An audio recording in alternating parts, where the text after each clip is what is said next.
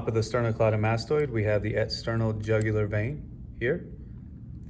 If we look deep to the sternocleidomastoid underneath, we can see that internal jugular vein. Okay.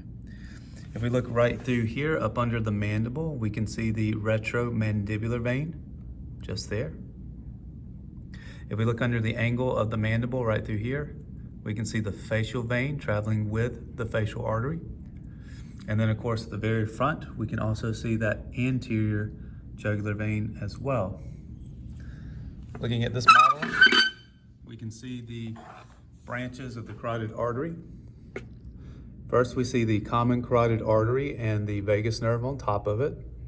We see the division into the external in front and the internal carotid artery posterior. We see the superior thyroid artery here, and it continues inferior, but this top portion will go into the thyrohyoid membrane as the superior laryngeal artery.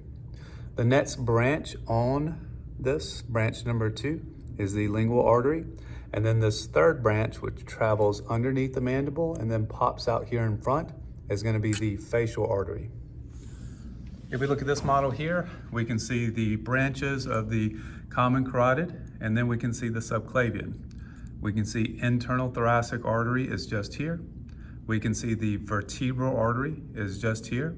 And then we can see the thyrocervical trunk, giving us our inferior thyroid artery here. You can see that superior thyroid artery here.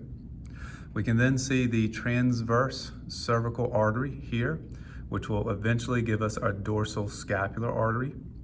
We can see, again, this has been cut away over the brachial plexus, but this is the suprascapular artery as it continues back this way, where the suprascapular nerve would be.